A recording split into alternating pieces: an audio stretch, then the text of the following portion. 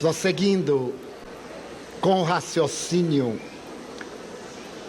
da grande psicoterapeuta alemã, a doutora Hannah Wolff, a respeito de Jesus, nós poderemos constatar que, verdade, ele foi o autor das terapias alternativas, porquanto ele centraliza toda a conquista do reino dos céus no amor.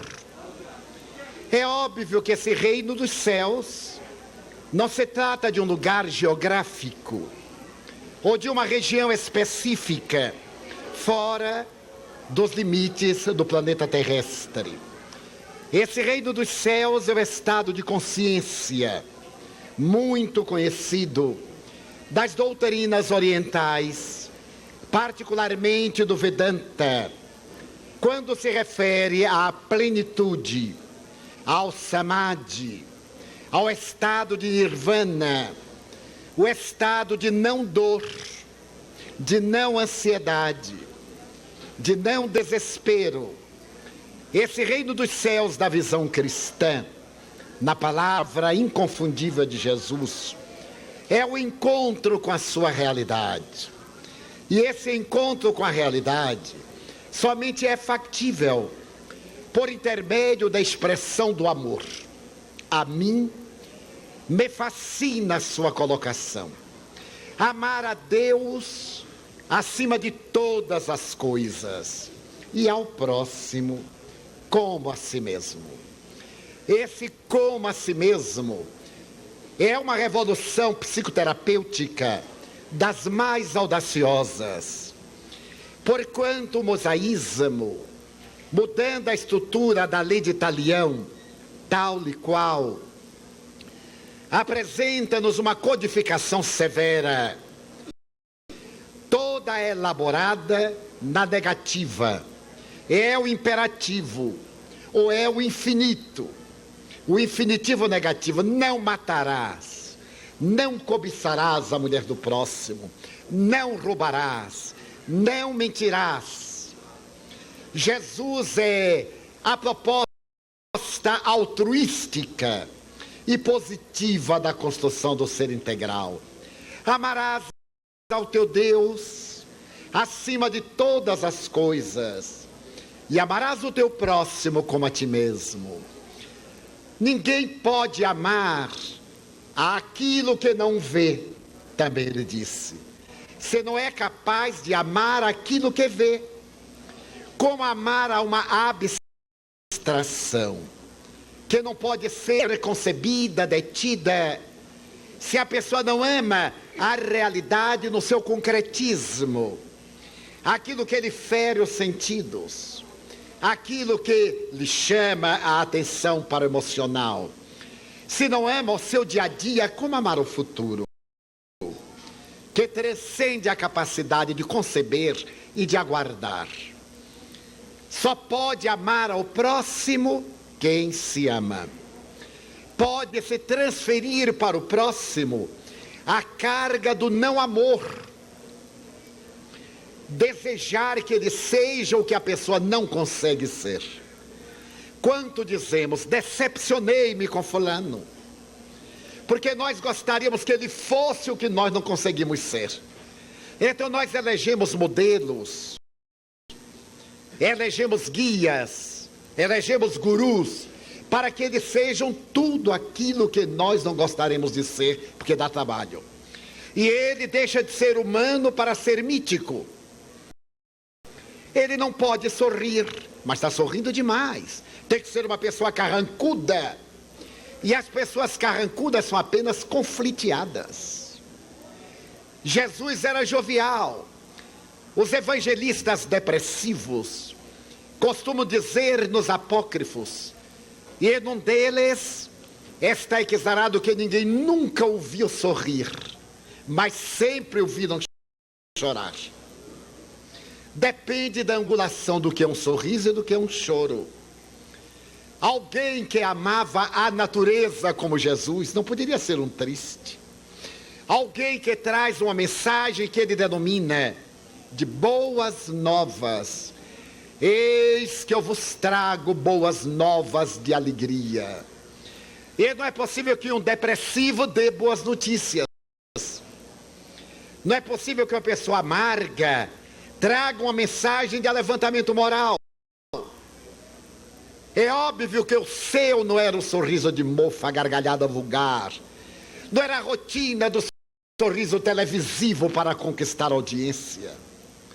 Era a expressão jovial que fascinava. Ele não necessitava de sorrir movimentando risores, abrindo os lábios. Era a sua ternura, era a mensagem sorriso, a mensagem alegria.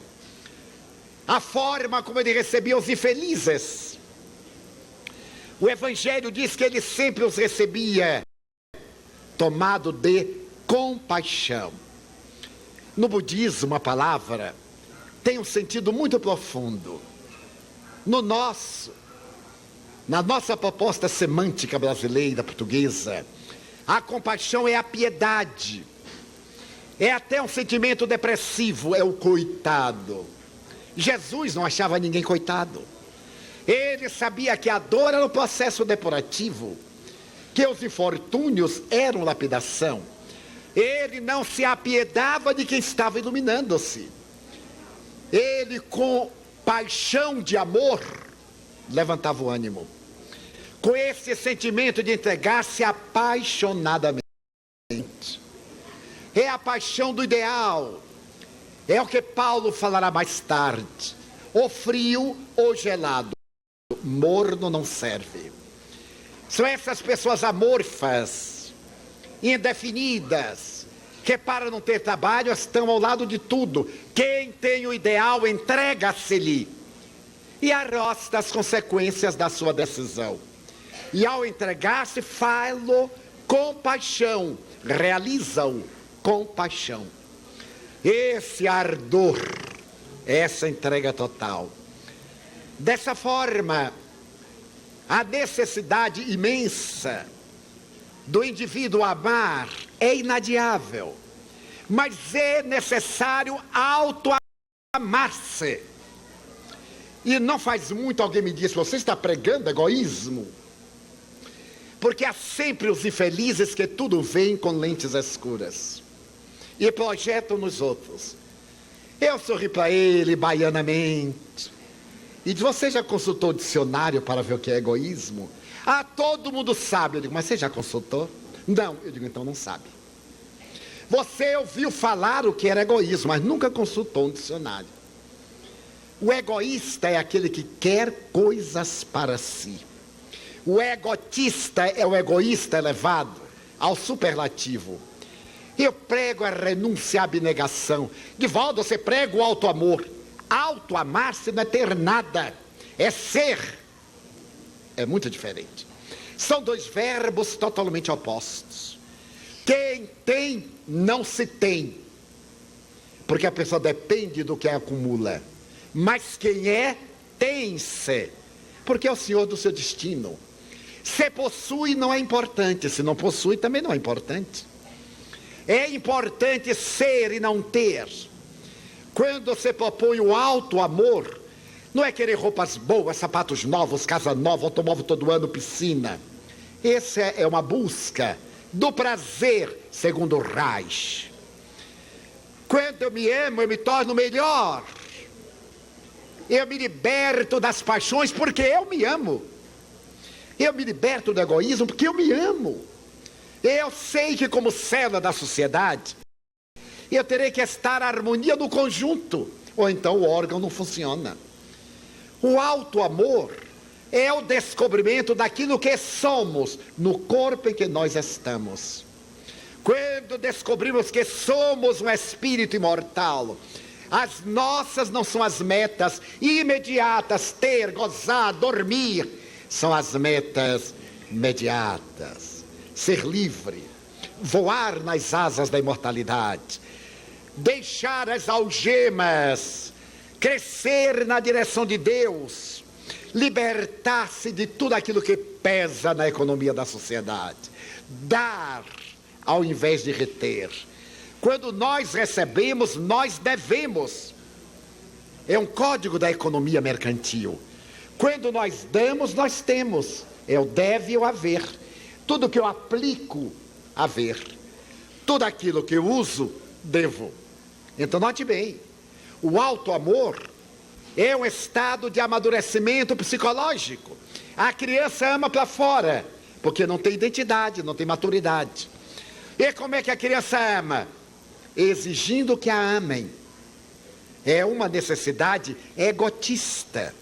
E é um período natural do desenvolvimento do seu conhecimento, da sua personalidade, da sua consciência. É uma fase egocêntrica. O mundo deve girar em torno da criança. Se o seu irmão gêmeo toma o brinquedo, ela esparrama, porque o brinquedo é dela, o mundo é seu. Só que alguns chegam à idade adulta com o egocentrismo da vida infantil. Não amadureceram. Para auto-amar-se, é necessário ter coragem de descobrir as suas imperfeições, mas não ficar lamentando-as, trabalhando pelo seu aperfeiçoamento. E novamente Kardec, o psicólogo, reconhece seu verdadeiro espírita pelo esforço que empreende para ser hoje melhor do que ontem e amanhã melhor do que hoje. Não se reconhece o verdadeiro espírita porque ele é perfeito. Ele já não é espírita. Ele é perfeito. Mas é pelo esforço, pelas tentativas de erro e de acerto, pelo empenho. Então, ele é um homem de ideal. Ele erra porque é uma experiência. A moderna psicologia aboliu vários atavismos castradores que nós herdamos das religiões e do comportamento ético. O mal, isso é mal para determinado conceito social. É a ética relativista de Immanuel Kant. Aquilo que é mal num lugar é perfeitamente aceito no outro. Somente podemos avaliar o que é bom no conceito do decálogo. Ali estão estruturadas as necessidades éticas e legais da humanidade. Mesmo onde não existe o mosaísmo cristianismo, sob outro aspecto, matar é crime, adulterar é crime, furtar é crime, roubar é crime, mentir é crime, desde que se considere o que é crime. Não apenas como a hediondez, mas como desrespeito à ordem, aos valores constituídos. Então a proposta de Allan Kardec vai abolir aquilo que chamamos mal. A psicologia eliminou as palavras mal, pecado e culpa, que são herdeiras bíblicas da culpa de Eva. Eva é culpada, porque Eva era fraca, a mulher é fraca. Ela deve ser subestimada, porque foi graças a ela que saímos do paraíso. Saímos não, que Adão saiu com ela. Eu não tenho nada com isso, eu não estava lá. Por que eu vou ter raiva de Eva, se eu nem existia? São figurações castradoras, que a cultura psicológica nos libertou. Então ninguém tem culpa, nós temos responsabilidade. Porque culpa implica numa punição, responsabilidade num dever. Também ninguém tem pecado, é a colocação punitiva contra o sexo. O sexo é pecado, a gula é pecado, isso é pecado. E São Freud estabeleceu na raiz de todo conflito há um distúrbio sexual. Todo puritano não é puro, é atormentado. Todo indivíduo que vigia muito a vida dos outros, quer que os outros procedam muito bem, é porque ele não consegue, ele está mascarado. Então ele se torna fiscal alheio. Outra terapia da doutrina espírita. Cada um responde por si. Não é o que julguem de mim que me tornará melhor, é o que eu faça de mim. Se me elogiam, continuo no mesmo. Se me acusam, continuo no mesmo. É uma terapia libertadora. Mas nós preferimos lutar para nos justificarmos, para nos defendermos. Eu não sou isso. É o ego. O ego nos impõe a persona, a projeção da imagem. Nós zelamos mais pela imagem do que pelo que somos. Queremos ter uma imagem agradável, queremos ter uma imagem sedutora, e deixamos de ser, somente para parecer. Então trabalhamos, sistema nervoso, temos estresse, temos angústia, variamos de acordo com as opiniões gerais, vivemos doentes, porque não nos amamos. Se nos amarmos de tal forma que a pedrada não produz a moça, e que a chuva não nos produz a depressão, nós teremos sempre um sol embutido no coração. Mas essa proposta de Jesus, amar ao próximo quanto se ama. Se eu não me amo, é claro que eu não amo o meu próximo. É de Jesus a tese. E muito menos a Deus. Porque eu não amo a quem eu vejo como amarei a quem eu não vejo. É muito comum nós detestarmos os nossos familiares. Não aguento essa família, eu nasci aqui por erro. Eu queria ter nascido da família tal. Ford, Vanderbilt, essas famíliazinhas pobres. Porque nós não estamos lá. Por sua vez também eles gostam de ter nascido em outros lugares. Porque a convivência desgasta a imagem. A imagem que eu estou apresentando aqui não é a imagem que tem de mim aqueles que moram comigo. Porque eles me veem no momento da palestra, mas veem também pela manhã em jejum. Que é uma hora horrorosa. Todo mundo está tão feio. Eu tenho amigas que já dormem com o estojo de maquiagem ao lado. Quando ela fala, já. Quando viram, já é aquela gracinha. Mas adoece. A doença tira essa espontaneidade. E quando a gente vê a pessoa como é, diz, meu Deus, como está acabada. Sempre foi acabada. É que estava disfarçada. E nós nunca vimos o rosto lavado da pessoa. Certa feita eu participei de uma homenagem à Miss Brasil. Faz muitos anos, eu não vou dizer a data, porque senão vocês identificam. Eu tinha um amigo muito rico no Rio de Janeiro, que era casado com uma senhora da cidade X. E ele ia às nossas palestras, ele era muito rico para ser espírita, mas ele ia. A família ia. E nós tínhamos um lastro de amizade, eram muito gentis. E uma jovem de determinada cidade tornou-se Miss, era da cidade da esposa dele. Ele morava num palácio no Rio de Janeiro, no bairro do Peixoto. Ele preparou uma recepção para a moça.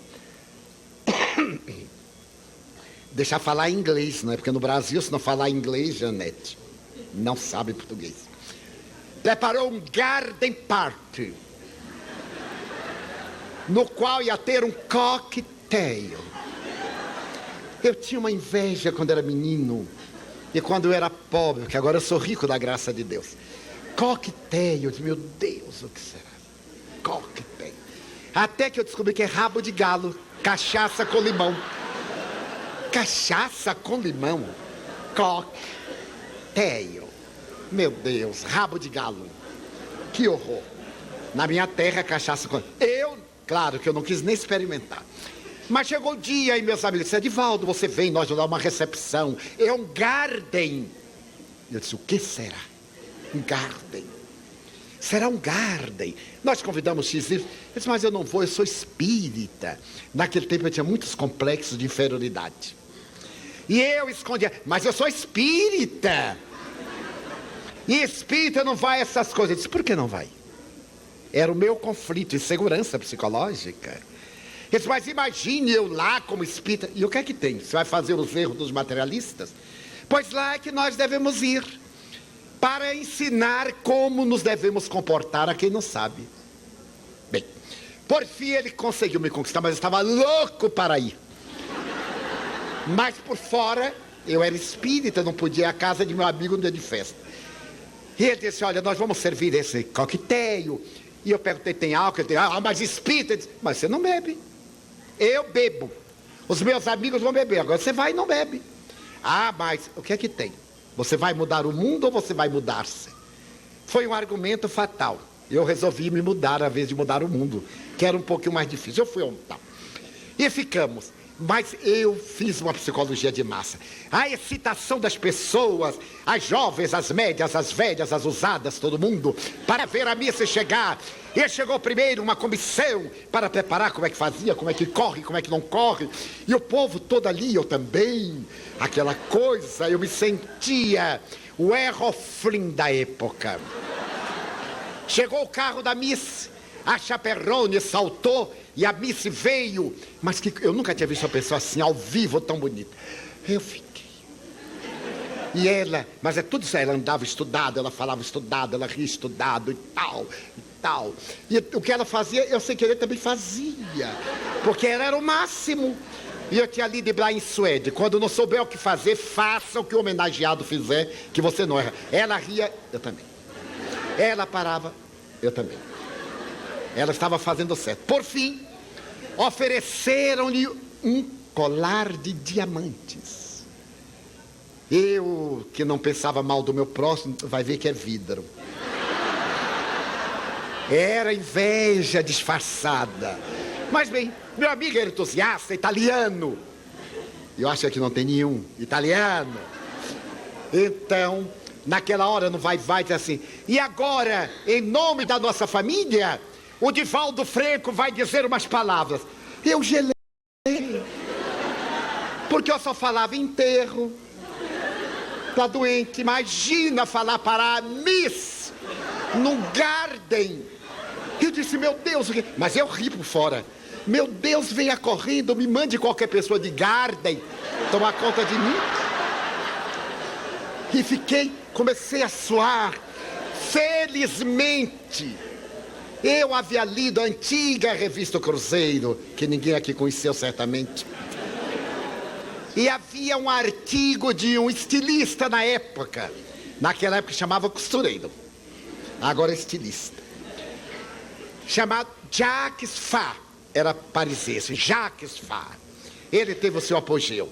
E ele dizia que a elegância de uma mulher, aprenda que não souber, não é o traje caro, é um detalhe.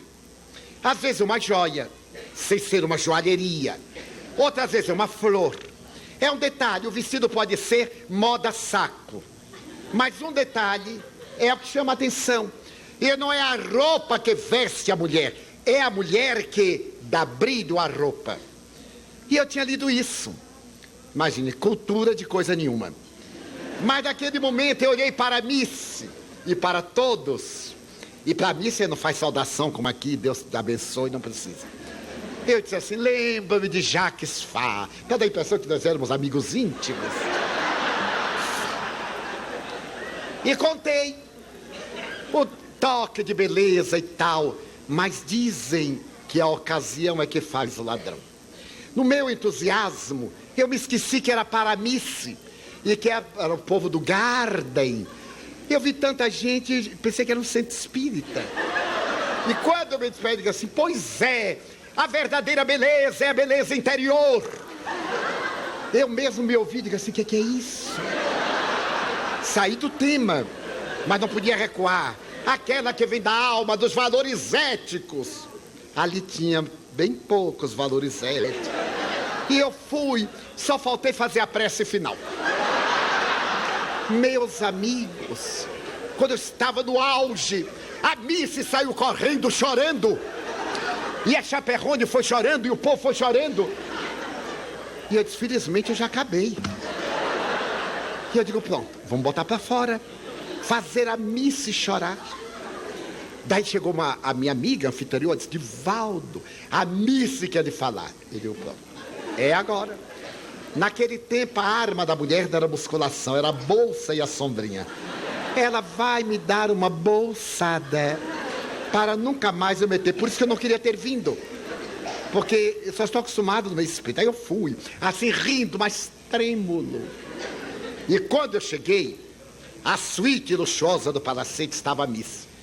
Eu perguntei assim, cadê ela? É ela. Eu disse, menino, mas como você é bonita. Ela havia lavado o rosto. Porque antes era aquela máscara. Era uma pintura linda, mas era pintura. Ela havia lavado o rosto. Eu também tinha lido. Cultura de coisa nenhuma. que não pode haver melhor tratamento de beleza do que água e sabão massa. Ou então sabão e P. Para limpar os poros, que aquilo fica tão empastado, que é uma tragédia. Mas ela era linda. E aí ela ficou surpresa. Menina, como você é linda. Graças a Deus eu já era um pouco mais velho. Meses. E ela disse, não sei como agradecer ao Senhor. Eu disse, mas o que foi que eu fiz? Ela disse, posso chamar de você? Eu digo, pode. Olha, você não sabe o preço que eu paguei para chegar até aqui. Eu venho de uma cidade muito humilde. Eu era professorinha de arte de infância. Era engraçadinha na minha cidade. Veio o concurso e me indicaram lá para um clube qualquer. E eu ganhei ali na minha cidadezinha. Fui disputar na capital. E da minha cidadezinha até a capital, eu já fui maquilada, já me ajeitaram como é que deveria andar, como é que devia prender o diafragma. E me ensinaram a técnica. Quem quiser depois eu dou um cursinho de como é que anda. E então isso e aquilo. E às vésperas do concurso eu tinha um namorado. Meu namorado era um rapaz de uma farmácia. Às vésperas do concurso, as pressões na capital e o preço para ser a Miss da cidade, do estado. E eu resisti. E então alguém da comissão disse, olha, você vai ganhar de qualquer forma pela sua beleza. Mas, se você for gentil comigo, você ganhará triunfalmente. E se não for, é provável que você perca, porque você realmente é bonita. Mas sabe como é? No mundo é uma troca e tal. E eu, ingênua, eu estou com 18 anos. Eu não acreditei que fosse nada tão grave. Eu aqueci um pouco e me comprometi perante mim mesma. Ganhei o concurso.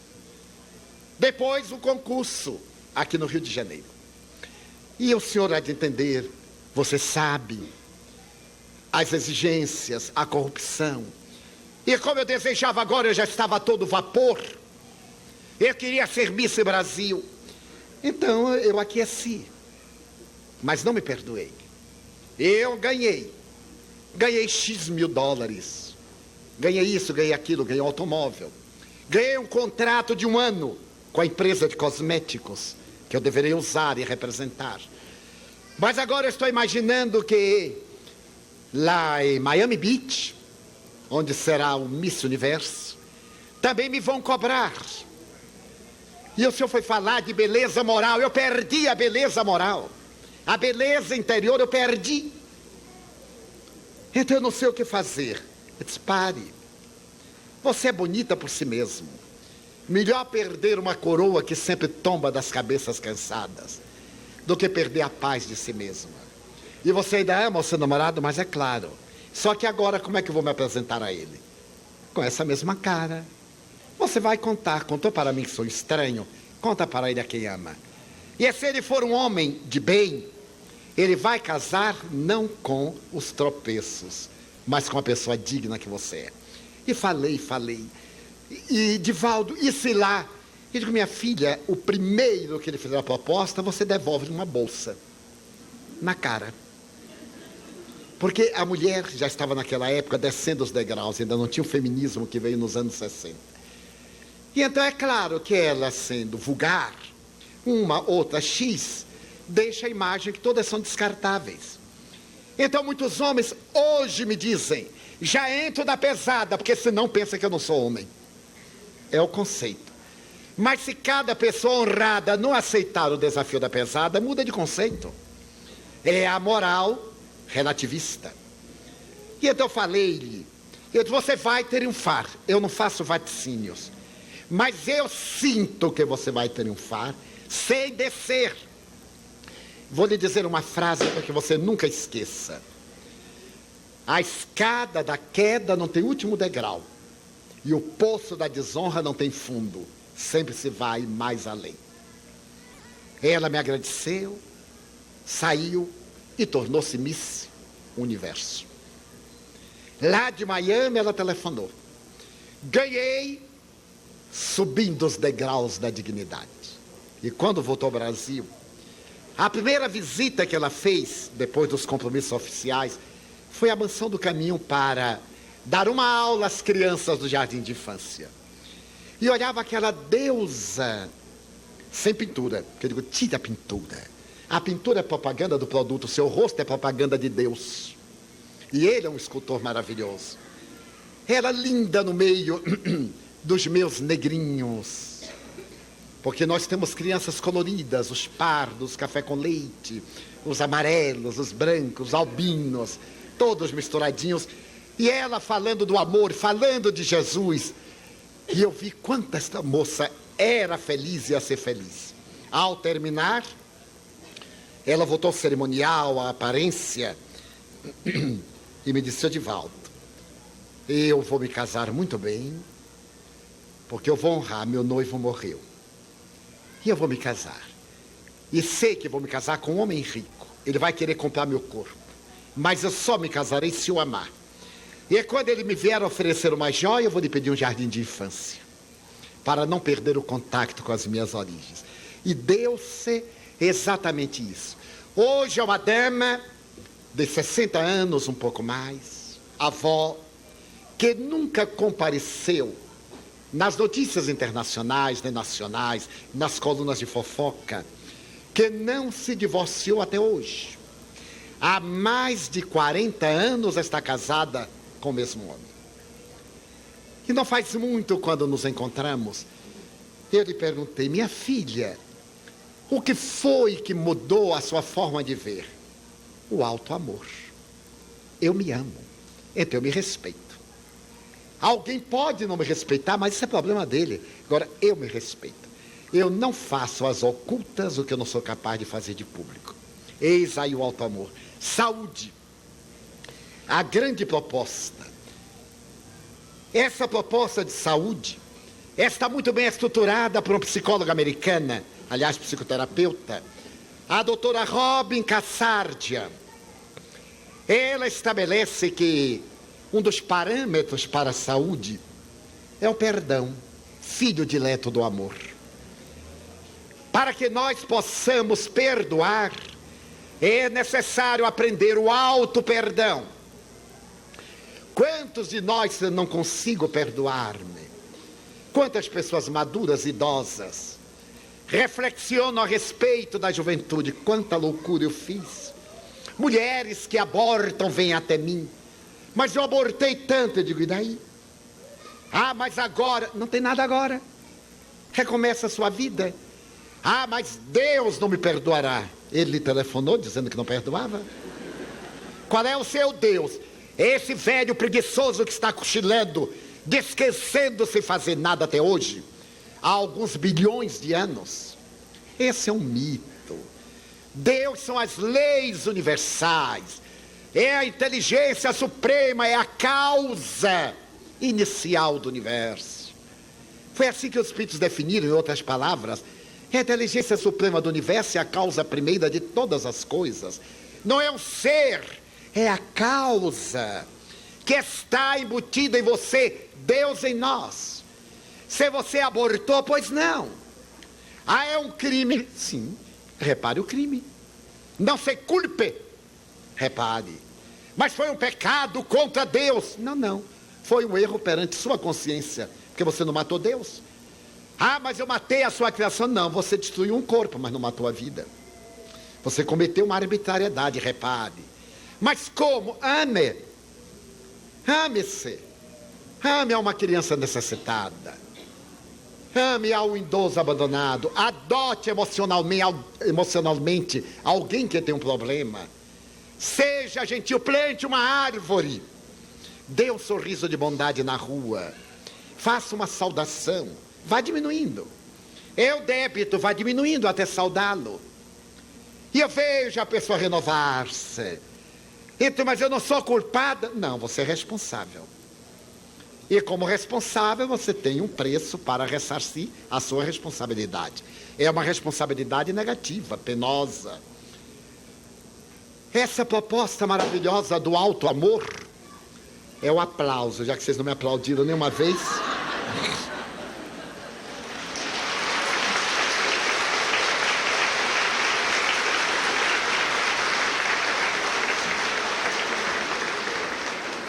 Eu falei por falar, mas não precisava também ser um aplauso tão fraco. Então essa proposta é tão enriquecedora que a doutora Rôbica Sarja nos pede que nos auto-perdoemos. Quantos conflitos não digeridos da nossa antiga consciência de culpa. Muitas pessoas dizem, mas eu não sou digno. Eu acho, não é digno por quê? Ai, você não me conhece. Nem preciso conhecer. Para que eu quero conhecer? Que você se conheça. Ah, mas eu não sou digno disso. Meu Deus, quem sou eu? Masoquismo. Não me dá compaixão. Porque quando quem sou eu digo filho de Deus. É uma grande desgraça ser filho de Deus, você não acha? Mas de volta que somos filhos de Deus. Quando eu comecei a pregar, eu recebi tanto estímulo dos confrades, de alguns. E aqui em São Paulo, uma cidade muito culta, havia uma organização muito culta, e eu recebi cartas. Eu fui para oferir um dia uma palestra sobre a Mãe de Jesus, em determinada instituição de intelectuais, só que eu não sabia que eram intelectuais. A gente olha assim, não está sabendo de nada, né? Não está escrito, eu sou intelectual, eu sou PhD, PhT, PHO, não tinha nada. E eu falei sobre a Mãe de Jesus, recebi uma carta amarga. Você deveria silenciar a voz. Eu era muito jovem. Você está fazendo mariolatria. Eu nem sabia o que era. Eles disseram que estava fazendo uma coisa que eu não sabia o que era. Eu digo, o que será, meu Deus? Corri no dicionário. Era culto de adoração a Maria. Mas era mesmo. Aí eu digo, mas veja como eles acertaram. Era mesmo. Eu amo o filho, agora eu vou odiar a mãe? Não vejo por quê. O povo é paradoxal, é assim. Tem aí uma espiritada que não pode ouvir falar de Maria, que fica todo arrepiado. Mas como? Ui. Quer dizer que tem que amar o filho e detestar a mãe. E também o pai, José. E também o pai geral, o velhão, que é Deus. São transtornos psicológicos. E na carta havia coisas lindas. Foi uma carta tão estimulante que eu guardei, eu arquivei. E depois alguém ali me diz, mas Divaldo, você não tem cultura para falar. Claro, eu não tinha, só sou formado em datilografia. Bom datilógrafo. E sou bom digitador, é. Eu dou 300 toques, não vou dizer em que tempo, por hora. Mas então, tudo muito bem. E aquilo foi aumentando. Quando foi, eu disse, mas o que é que eu estou fazendo? E me diziam, você só pode falar para pessoas histéricas que choram. E um me chamou água de flor de gente nervosa. Porque eu falava, as pessoas choravam, eu também chorava. Era aquele enterro. Mas bem, eu aí resolvi, digo, ora bem, eu vou largar esse defunto. Carregando o defunto, eu posso ser espírita de gabinete, é tão chique. Ter aquela biblioteca, ler a biblioteca, olhar os erros dos outros, não fazer nada, porque só os ociosos têm tempo. Os que estão lutando não têm tempo. Apontar os erros, porque é claro, apontar o erro dos outros é fácil, agora o próprio a gente não vê. E eu digo, eu vou tomar essa atitude. Eu estava com 27 anos. E quando eu me defini, eu senti um alívio. Ai, tirei a carga de santo, tirei a cangalha. E nesta noite, orando, apareceu um espírito Joana de Ângeles e perguntou-me, vejo você inusualmente alegre, porque eu estava demais. Eu disse, minha irmã, fiquei livre. Eu acabei com essa loucura de ter que pregar para os outros, de ter que falar de espiritismo. Ela disse, não diga, E por quê? Eu digo, porque eu não tenho jeito para isso. Afinal de contas, a senhora imagine. Aí eu relatei, e aumentei, até piorei um pouquinho, fiquei mais infeliz para ela ter dó de mim. Ele disse, a senhora não acha? Eu disse, não acho. Mas minha irmã disseram que eu sou péssimo expositor, que eu não tenho jeito. Esse sotaque baiano, que agora eu tenho internacional. Está notando, né? Esse sotaque baiano, essa coisa. Ela disse, mas Divaldo, meu filho, eu discordo deles. E como a opinião dela para mim era muito valiosa, eu disse, mas como? A senhora não está de acordo? Não. Eu acho você um bom orador. Eu enrubesci. Aliás, eu não enrubeço, eu empalideço. O sangue me desceu. Ele disse, mas a senhora me acha um bom orador? Acho, meu filho. O melhor orador do Brasil. Eu digo, minha irmã, cruzei o braço. A senhora acha mesmo? Acho, meu filho. O melhor orador do universo. Aí eu achei que ele estava exagerando um pouquinho, né? Ele disse, mas do universo, minha irmã? Eu já estava até acreditando. Ela disse, do universo. Mas por quê? Porque, meu filho, você é único. Até os seus erros são únicos. Como você é único, é melhor. Há outros mais bem dotados, mais hábeis, mas igual a você, ninguém. Então você é excepcional, você é exceção. Todos são exceções. E ademais, você é filho de Deus. Eu disse: o quê? É, meu filho. Eu sabia, mas não tinha certeza. Porque você é filho de Deus. Mas eu nunca tinha pensado que ele é meu pai. Eu pensava que ele era pai dos outros. Ele disse: minha irmã, quer dizer que eu sou filho de Deus? É, meu filho. Você é gente. Eu disse: mas é mesmo, eu nunca tinha pensado isso. Minha irmã, é, meu filho, continue falando. E quando alguém apontar erros, deixe que ele passe a falar. Mas enquanto não tiver alguém, fale você. Preencha os vazios, porque senão os maus preencherão. Você pode, talvez, não ter uma prosódia correta, não ter o melhor da cultura odierna, mas você tem, talvez, o melhor sentimento com Jesus.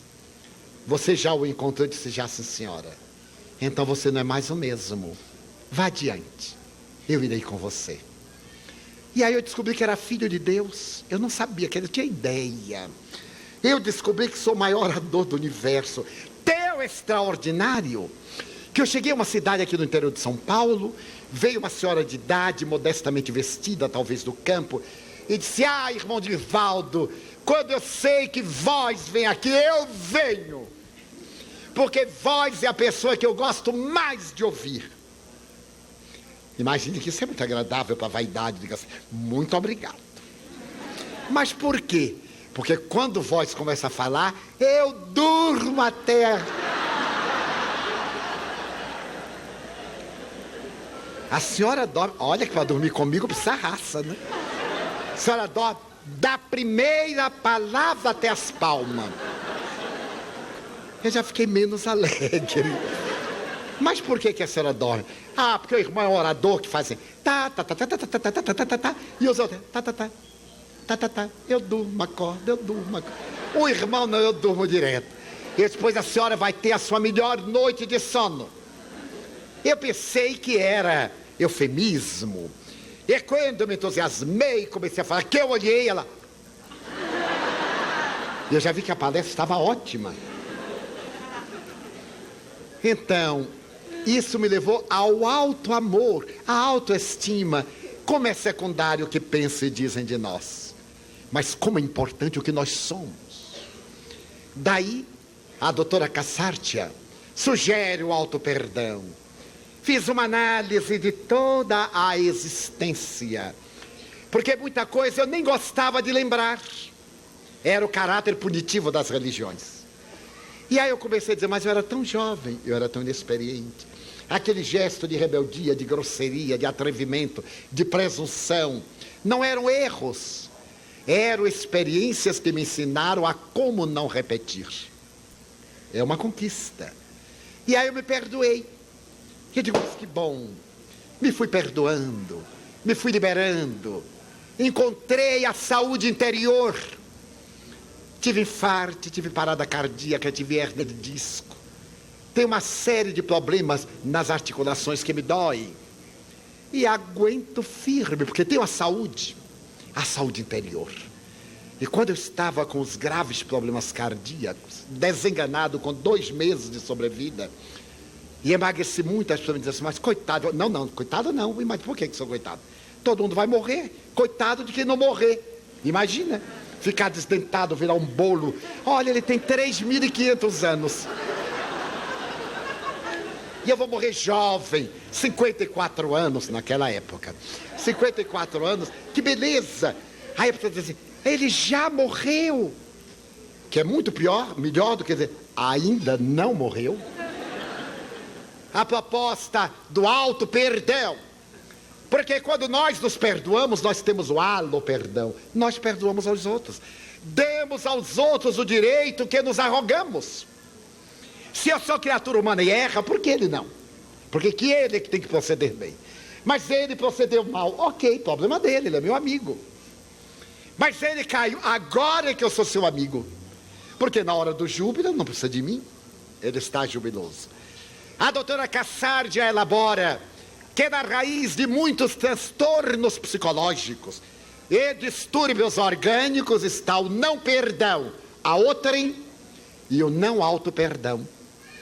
É necessário fazermos uma avaliação. Guardamos as meninas uma mágoa profunda de nosso pai agressivo, de nosso pai estuprador mental, de nossa mãe negligente, de nossa mãe superprotetora, da nossa mãe asselvajada. E nós guardamos esse ressentimento. É um ressentimento, é natural. Quantas vezes? Não me diga não. A gente não diz e odeia. Aprende a mentir. Porque começa simulando em casa para agradar a mãe de quem a gente tem medo. É a imagem psicanalítica da mãe. Primeiro mata psicologicamente a mãe. E projeta em todo mundo a mãe. Ou é da mãe superprotetora. Quando a gente casa, a imagem da mãe casa com a mãe.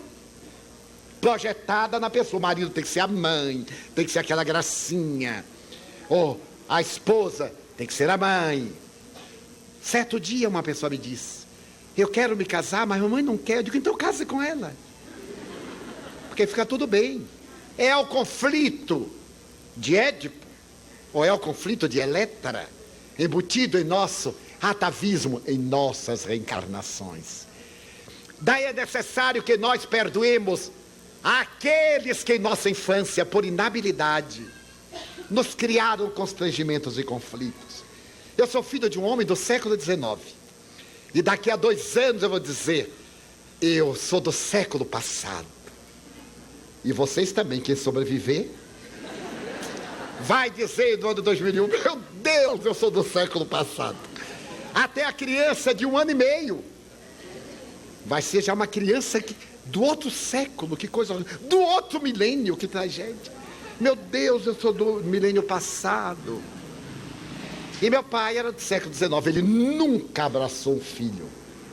Porque homem não abraça homem. E imagina que horror. Se ele saísse hoje pelo mundo, ele morria, coitado. Eu acho que ele já remorreu lá no além, de tanto ver. Mas era o conceito. E como consequência era um homem probo, aprendi com ele as lições de dignidade. Dentro de casa, pela honradez. Mas ele nunca abraçou nem filho nem filha. E eu tinha vontade que ele me abraçasse. Às vezes eu vinha correndo, ele, pare. E eu virava estátua de sal. A mulher virava lhote. Era o conceito. Mas eu vou ter mágoa porque ele era assim. Quanto eu amo. Porque é provável que o seu pai foi muito mais duro com ele. E ele era o que o educaram. Só que como eu tenho lucidez, eu não fiz isso com os meus filhos. Quando a menada vem aquele rebanho, eu digo, vai me atropelar. E me derrubam. Porque vem 30, 40 para abraçar de uma vez. Aí tropeça, caímos todos. É uma beleza. Muita gente guarda ressentimento de seu pai. Um pai estuprador. Uma mãe violenta. Guarda ressentimento e transfere para a vida social. Jogam nas pessoas. A imagem da mãe está viva. E começa a vingar-se da mãe naquela criatura.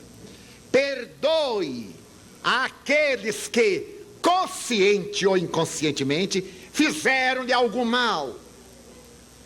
Mas eu não consigo esquecer. Não esqueça. Não tem nada a ver perdão e esquecimento. Eu sei que vai revolucionar, mas é bom.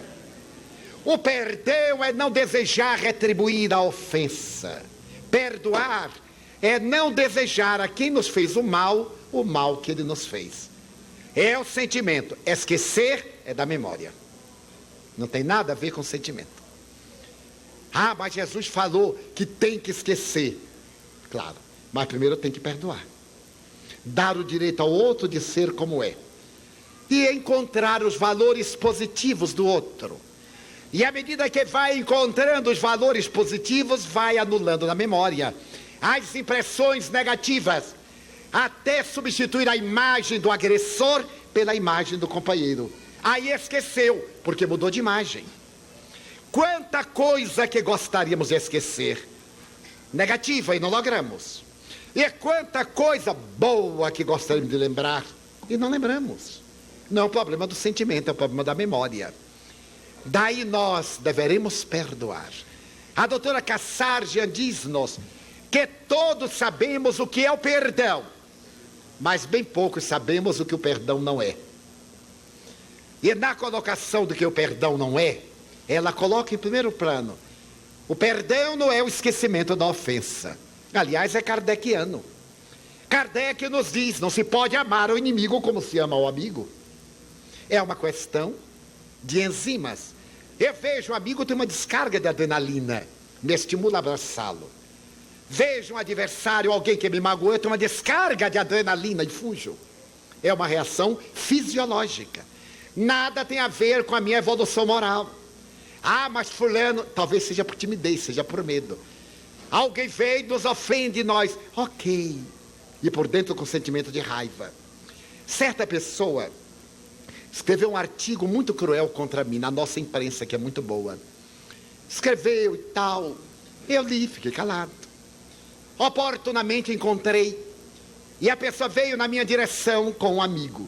E eu percebi que vinha me abraçar. Então eu desviei. E o meu amigo disse: Divaldo, ele queria lhe pedir desculpas. Eu digo: não vejo por quê. Ele escreveria no mesmo jornal, dizendo que havia sido injusto, que me havia caluniado, e não precisava pedir desculpa. Ele se reabilitava. Agora ele vem e me pede desculpa no escuro. E continua falsamente no claro com aquela ideia. E eu dizer: ok, era hipocrisia. E eu pretendo ser coerente com a doutrina que professo. Sim, sim, não, não. Mas você está com mágoa dele? Estou. Infelizmente estou. Porque esse cavalheiro nunca falou comigo, nunca conversamos. Eu conheço de fotografia, e se ele me viu de público, foi numa assembleia. Ele escreveu sobre mim como se dormisse comigo, como se fosse meu amigo íntimo. Ele falou o que ele pensa de mim, dizendo o que aconteceu. É a ideia dele. Então eu não vou fazer de conta que eu não li. Eu li e não gostei. Ah, mas nós temos que perdoar. Claro, eu não desejo mal a ele, mas não quero um relacionamento com ele. Ah, mas Jesus manda, eu digo: não me doutrine, porque senão eu me afasto também de você. É uma questão de coerência, sem nenhum ressentimento. Realmente, desejo de muito bem, mas em relação a mim, se ele tem uma boa intenção, que eu diga onde ele gerou a dificuldade. Porque o pusilânime tem uma atitude, e em particular um amorzinho. Então ele ganha dos dois lados, ganha em relação a nós e ganha em relação aos outros. Não, não. A doutrina é clara porque vem de Jesus. Se tu tens algo contra teu irmão, chama-o em segredo e fala-lhe. Se ele persevera no erro, reúne a igreja. E se ele teima, dilo de público. Ele me disse de público, que ele me fale de público. Ele começou pelo fim, então ele faça a viagem de volta. O perdão. Nós achamos que o perdão é não ter sentimento. É dar chance para a pessoa fazer 1000 vezes. Não é. Do ponto de vista psicológico, a tese também não é minha. É da doutora Robin Kassarjian. Então nós desculpamos, perdoamos, lutamos, e a pessoa repete. Nós somos coniventes com seu estado degenerativo.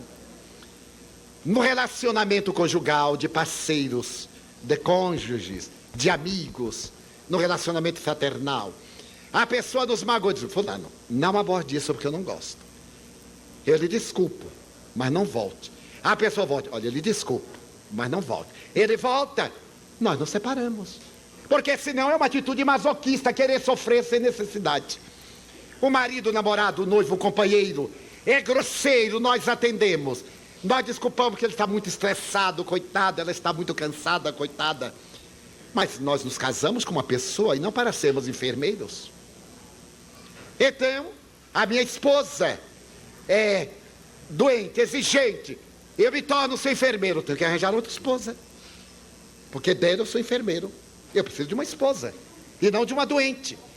O homem é cheio de achaque, cheio de novidade, todo ano tem uma doencinha, tem uma coisa, a mulher está ali, coitada, coitada, tomando conta.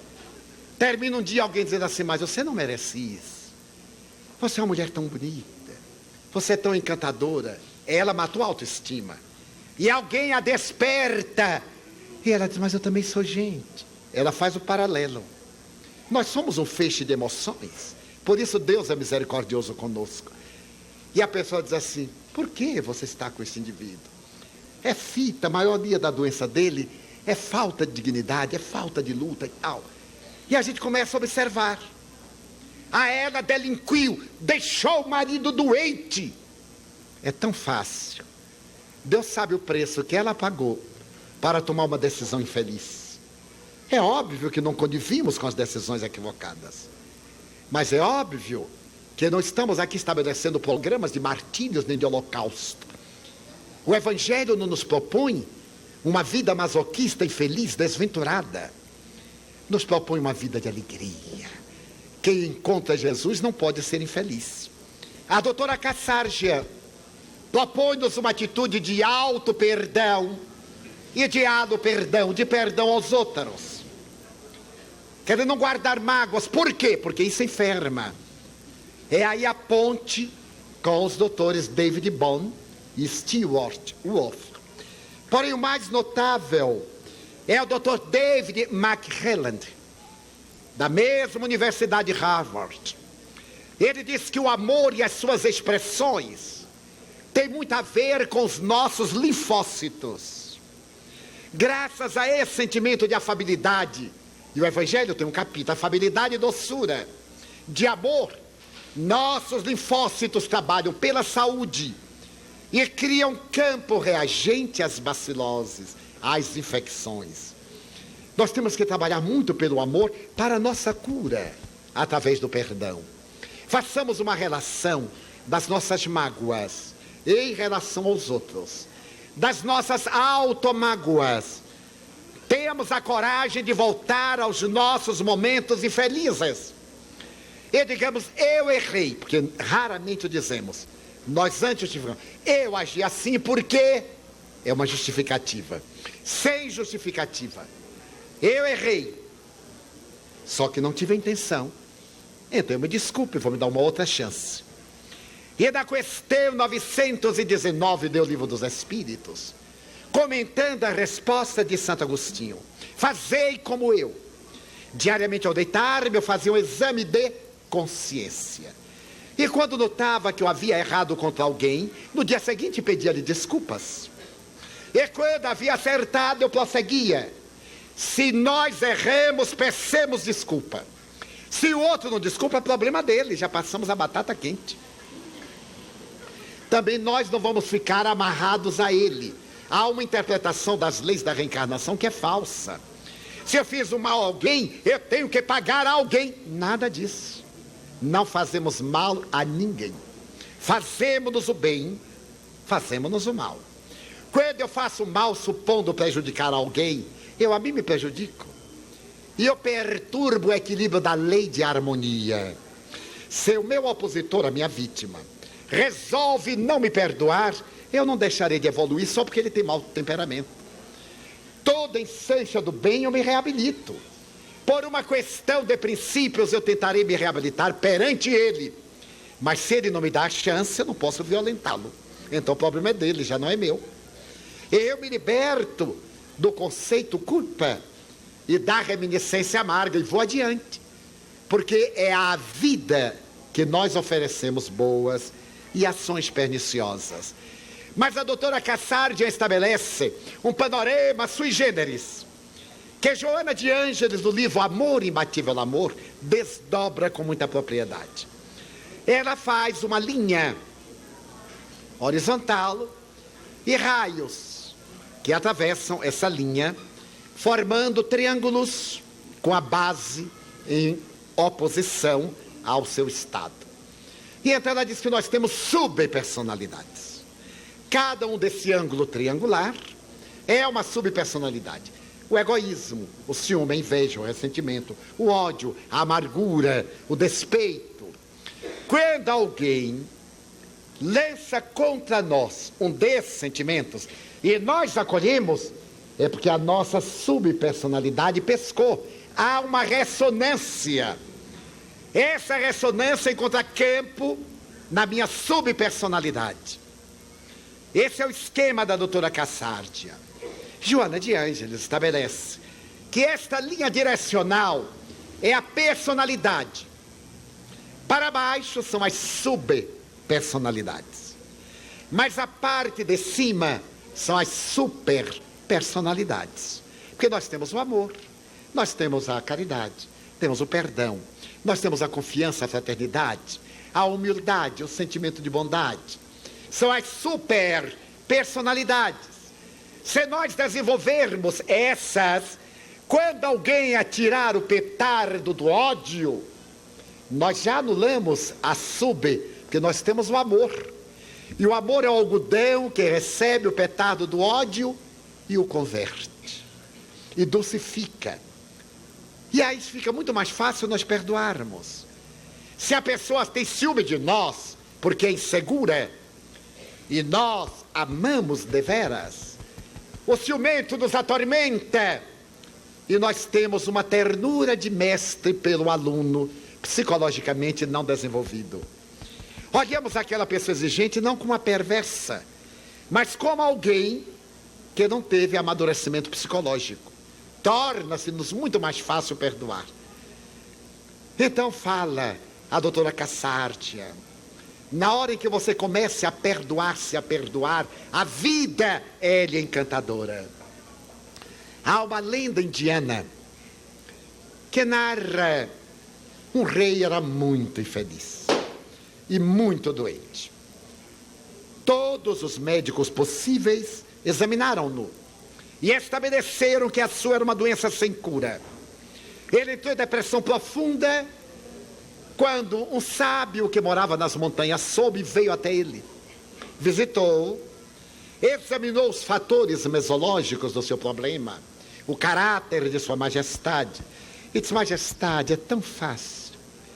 No dia em que sua majestade veja no reino tudo verde, mudará a situação. Na hora que tudo for verde aqui no reino, sua majestade terá alegria de viver, terá saúde. E o rei, ao pé da letra, mandou pintar o palácio de verde. Todos os móveis, lustres, candelabros, tapetes, a farda dos funcionários, da guarda, o rosto, e por extensão da cidade, das muralhas. Um ano depois, ele gozava de excelente saúde. Tudo era verde. Exatamente um ano depois, o sábio foi ver o resultado da sua terapia. E quando chegou à porta de entrada, a guarda proibiu-lhe. Disse: você não pode entrar aqui. Disse: mas por que não? Por causa das suas vestes, da sua epiderme. E disse: o que tem? Não são verdes. Mas o que tem a ver? Sua majestade não pode ver nada que não seja verde. Mas fui eu quem lhe deu esse conselho. E eu preciso de uma audiência com sua majestade. Mas ele não o receberá, exceto se você se pintar de verde. Não. Eu irei exatamente como vim, foi com esta roupa. E houve uma grande confusão. Foi ao conhecimento do ministro, o ministro levou ao conhecimento do cerimonial, o cerimonial consultou o rei, e disse: mande entrar que eu fico de olho fechado. E o sábio entrou, o rei fechou os olhos. E então o sábio perguntou: majestade, que lhe deu na cabeça esse horrível palácio verde? Esse tom verde nas roupas, em tudo, nas casas, o piso da cidade pintado de verde? Você que mandou. Tinha que ser tudo verde. Realmente tinha que ser tudo verde. Você disse que tudo que olhasse tinha que ser verde. Eu disse, majestade.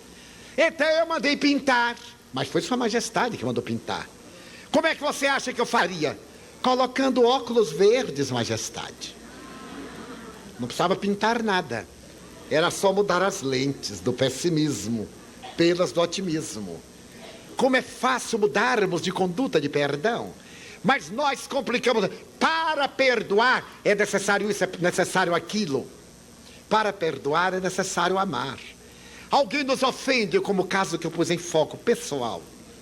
Eu confesso, com a mesma lealdade com que eu narrei de público, que a pessoa não me provoca nenhuma emoção, nem positiva nem negativa. É a emoção de um estranho. Olá, Divaldo, olá. Porque eu nunca convivi com ele. Eu conheço de vista, porque já conhecia a sua fotografia, mas nunca dialogamos 10 segundos. Se eu vir, eu não tenho nenhum sentimento. Se ele sorrir, eu vou achar simpático. Se ele continuar com a cara Antônio, eu digo, é o artigo. Não mudou nada. Só que eu trabalhei para que o artigo não me afetasse, e não me afetou. O Zé disse, você tem que responder, mas não vou responder nada. Ninguém prova a inocência, é da penalogia, só se prova culpa. Ele que prove. Não se pode provar inocência. Agora, para fazer isso é necessário ter segurança interior. É necessário estar de bem consigo, com a vida. Auto-amar-se, para não deixar que nada de fora perturbe. Isso dá saúde. Eu me recuperei da hérnia de disco. Eu me recuperei do problema cardíaco. Eu me recuperei de uma série de problemas da minha juventude. Porque eu estou na faixa da idade de John Florio. Quase. Também não precisa exagerar.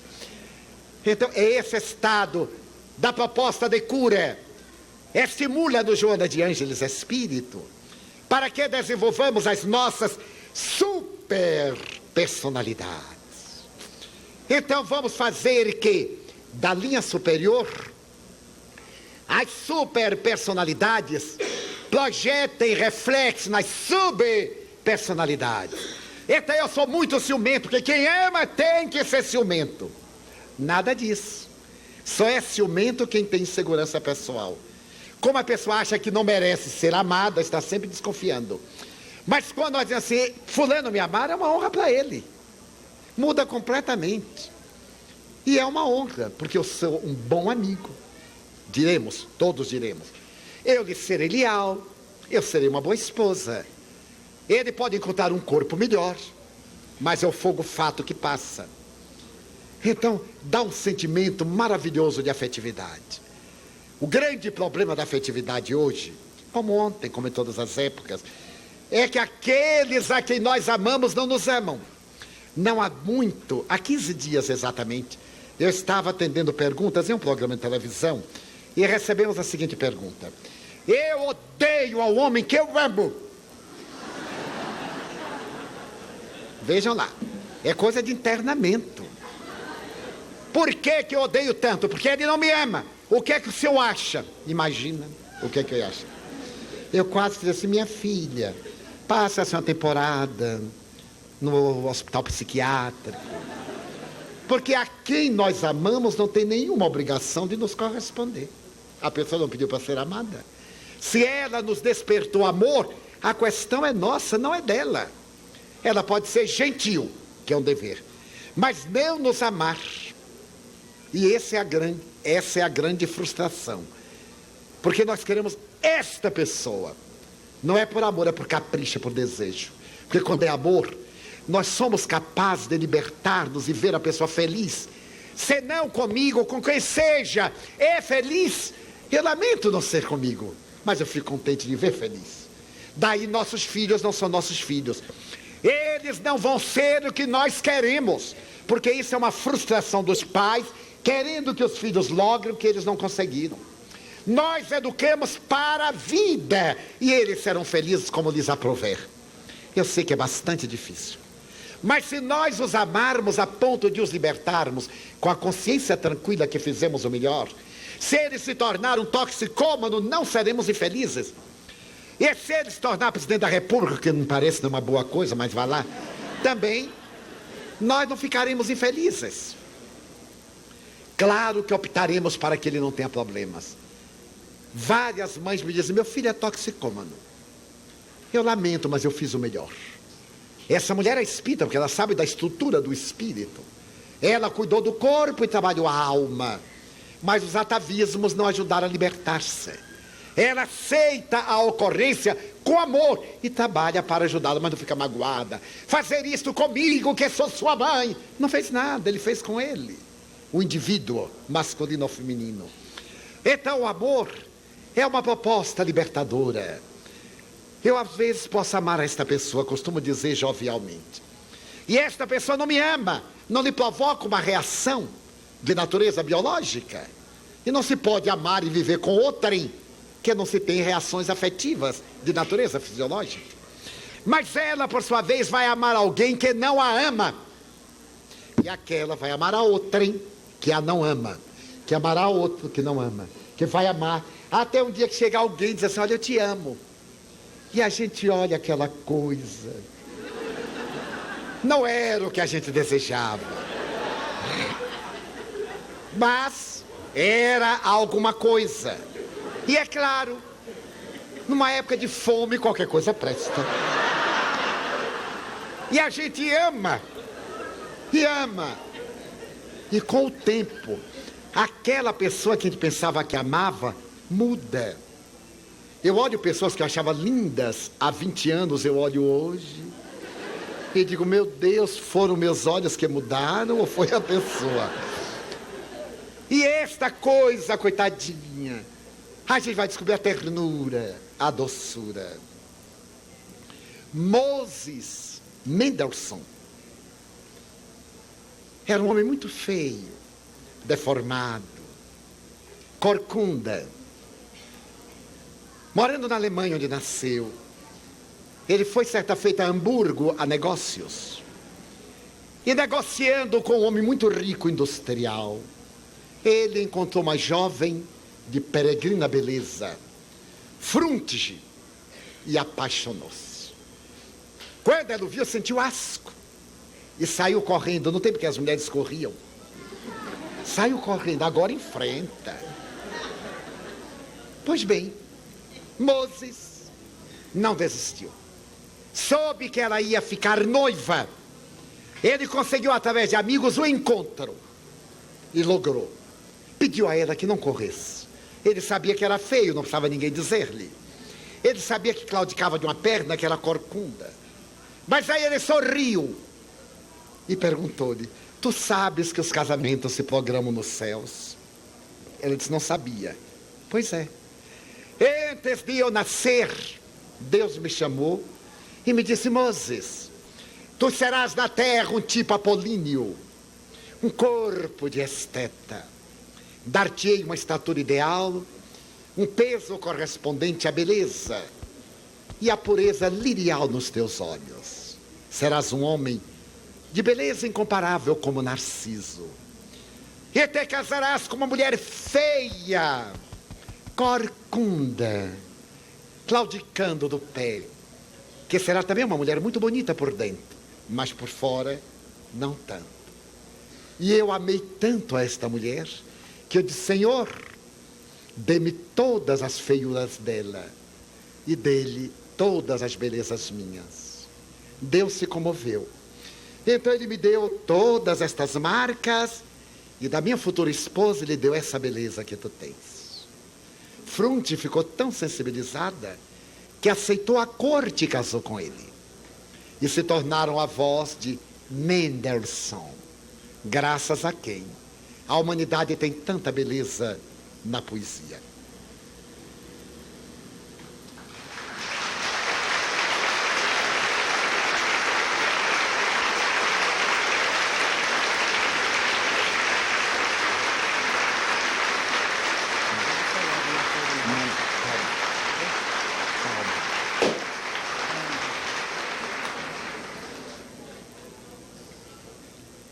O papel do amor na cura e na autocura é fundamental.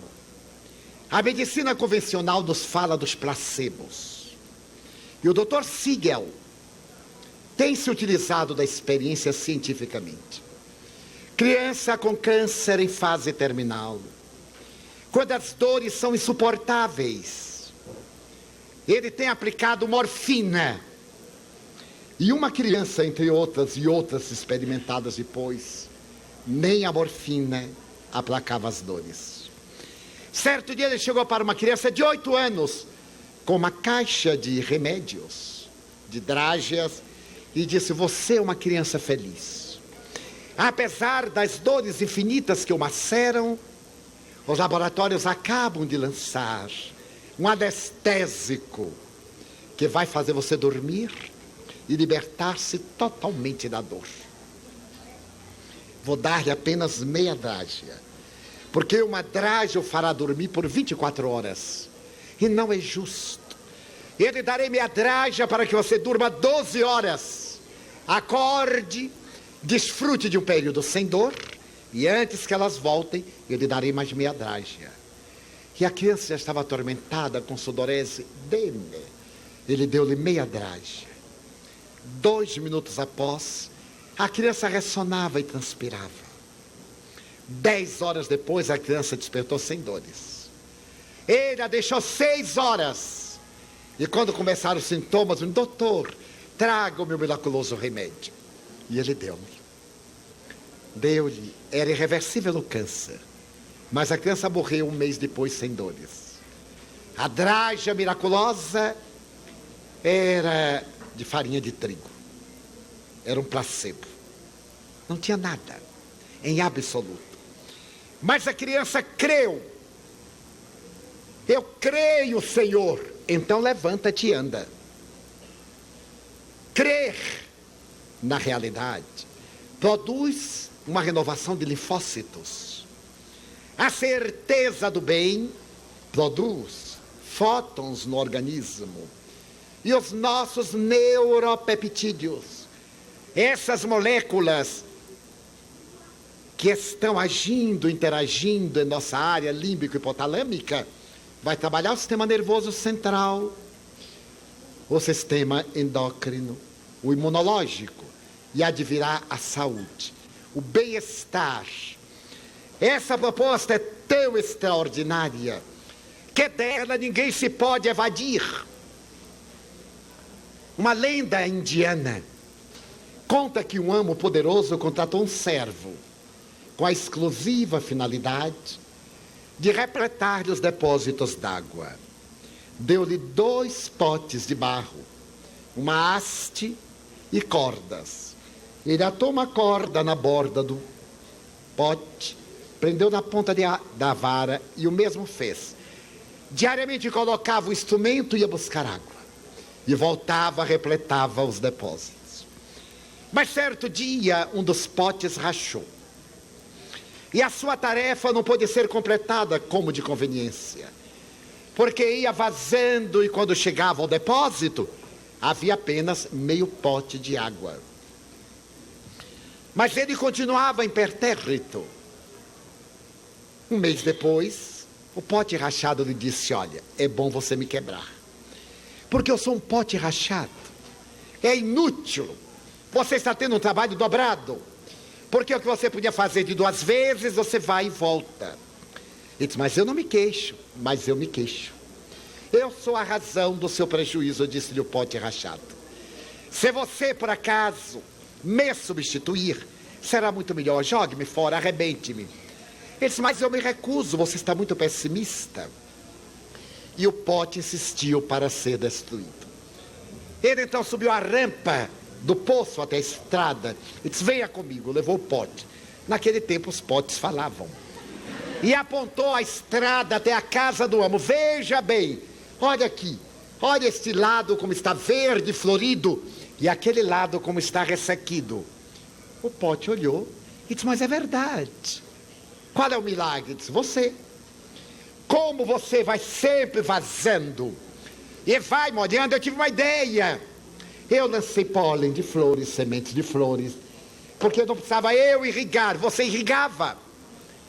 E então veja como está, porque eu tenho certeza que no inverno e no verão você estará molhando esse lado do meu jardim. E o pote disse: mas que maravilha. Mas o seu amo contratou para repletar-lhe o depósito, e você faz 2 viagens. Eles: mas isso não é problema seu.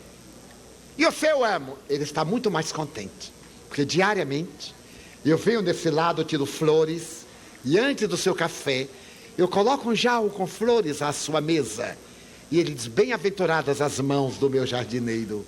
E eu digo comigo: bem-aventurado o meu pote rachado. É que vale dizer que ninguém se pode excusar, porque tenha limite, porque tenha problema de saúde, de comportamento social, econômico. Cada um está na área em que deve florescer. O Dr. Schuller, o grande pregador da Igreja de Cristal de Los Angeles, ele propõe que florescemos onde Deus nos plantou. É muito fácil ser feliz entre felizes quando tudo corre bem. Mas é um desafio enflorescer no verão, na canícula, desde que haja um pote rachado para nos umedecer. A proposta da cura e da autocura tem um significado muito profundo. A partir do amor, da experiência, da solidariedade. Gostaria de formular uma proposta baseada em uma velha lenda a respeito da época glacial que caiu sobre a Terra e começou a matar todas as espécies vivas. E os porcos espinhos começaram a ser exterminados. E como começaram a morrer em massa, um deles, que era líder, teve uma ideia. Nós estamos morrendo por falta de calor. Aproximemo-nos, aconcheguemo-nos, irradiemos o calor de nossos corpos. E os porcos espinhos se acercaram, se aproximaram e sobreviveram. A era glacial continuava e o calor de um passava para o corpo de outro. Mas com a proximidade, começaram a atritar-se, a furar-se. E alguns não resistiram e disseram, não dá, saíram e morreram. Toda vez que alguém saía, algum morria congelado. E os porcos espinhos ficaram sem saber o que fazer. O que é que nós faremos se juntos nós nos alfinetamos? E se separados nós morremos? Alguém disse, bem, há uma solução. Fiquemos juntos, mas não tão juntos que nos firamos uns aos outros. E eles aproximaram-se e mantiveram um certo respeito pelos outros. E graças a isto sobreviveram. Equivale dizer que nós podemos ser muito afetuosos, mas respeitemos a privacidade do outro. Pessoas há que adoram entrar na privacidade para contar aos outros. Não revelemos a nossa privacidade a ninguém. Se é segredo, fique secreto. Ai, eu vou lhe contar um segredo, porque está emocionado, depois se arrepende e fica de mal.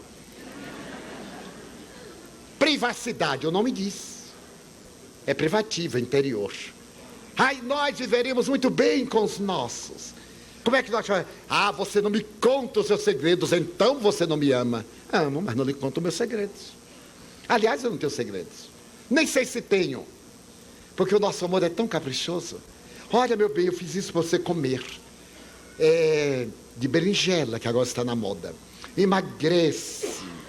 Mas eu não gosto de berinjela. Mas fui eu quem fez. Mas eu não gosto. Então você não me ama. Eu amo você, mas não amo berinjela.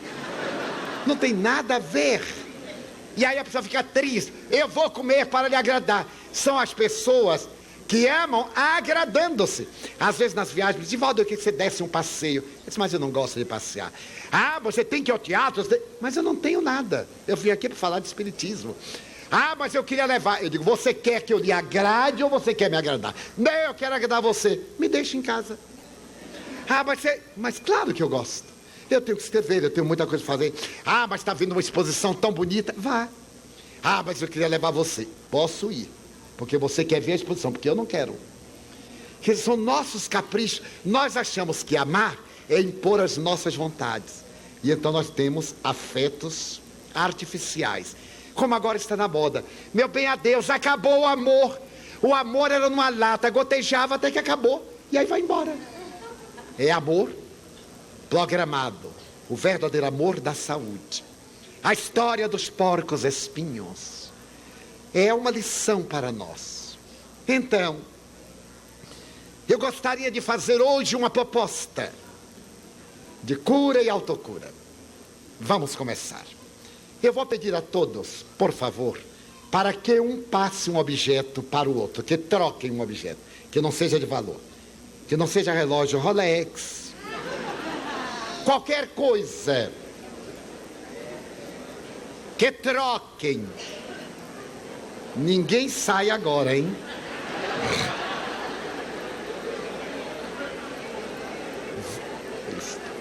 Vem, Luiz. Telefone. Qualquer coisa. Eu vou te dar um Não, CP. senhor. Me dê o telefone. Tá pronto, tá aqui. Peraí. Calma. Troque com ternura.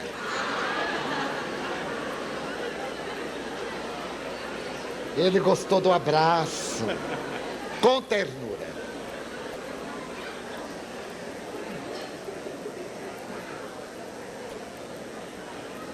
Acaricie o objeto. O objeto é a pessoa projetada.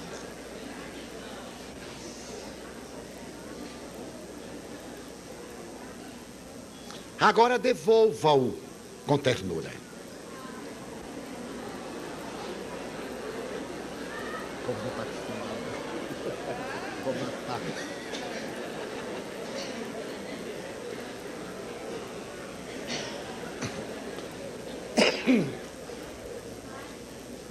Levantemos os que estão sentados. Coloquem os objetos no chão. De vez em quando olhem para o chão.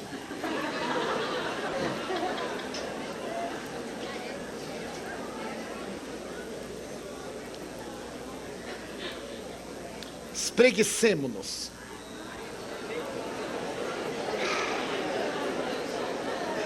Até parece rock, olha.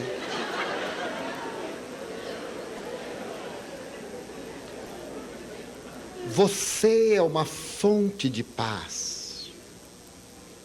Dentro de você há muita paz. Deixe-a sair pelas mãos.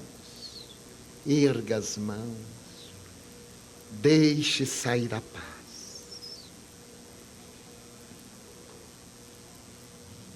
Pense em uma pessoa amada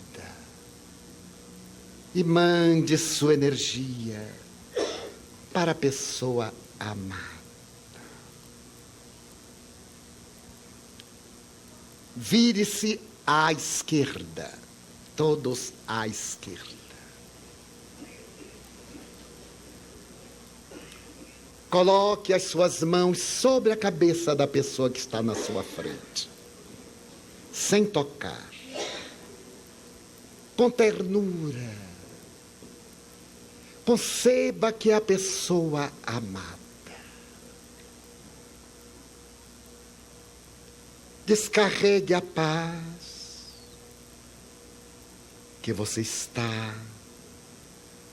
E agora desça a mão quase tocando a cabeça. Deixe fluir pelas suas mãos a energia do bem. Desça até o ombro e toque no ombro, mantendo uma vinculação vibratória com a pessoa à sua frente. Esse é o toque de paz. É o toque das emoções. É o toque da alma. Desça um pouco as mãos até o pulmão, ambos pulmões. E massageie suavemente a área pulmonar, transmitindo energia, paz.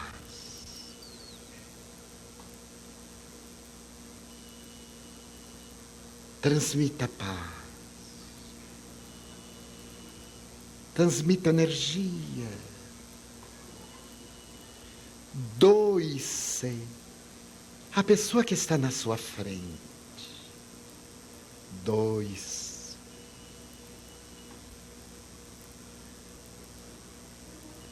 Desça os braços. Dê meia volta e fique na posição contrária.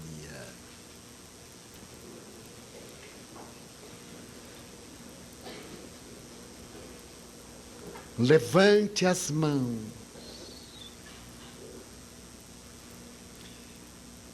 Pense que você é uma fonte jorrando paz. Volte a pensar na pessoa amada. Desça as mãos quase tocando a cabeça.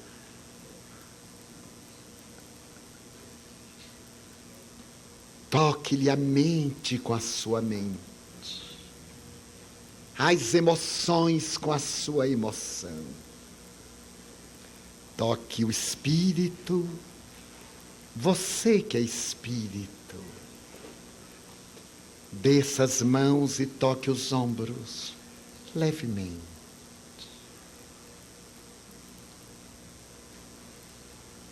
Derramando ternura. Desça até os pulmões e massageie bem leve a área pulmonar, transmitindo saúde, transmitindo paz.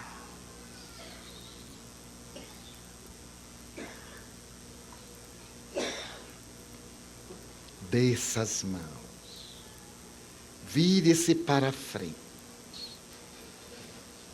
auto-abrace-se, abrace a você mesmo, como uma fonte de ternura. Eu me fecho a qualquer mal, eu me fecho ao mal, com ternura. Eu sou uma fonte de paz. Abra os braços descendo-os e abra-se ao bem, à saúde, à paz. Agora nos abracemos uns aos outros.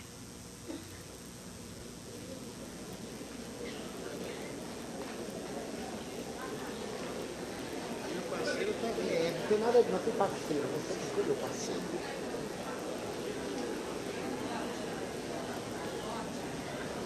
Eu posso? Não sei.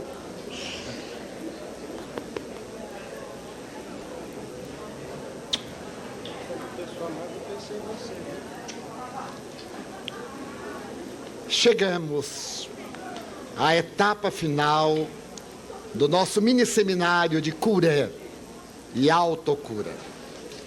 Esperamos haver transmitido uma mensagem de esperança, de ternura, uma proposta de saúde e de paz. Faremos agora uma pausa e às 14h30 estaremos de volta.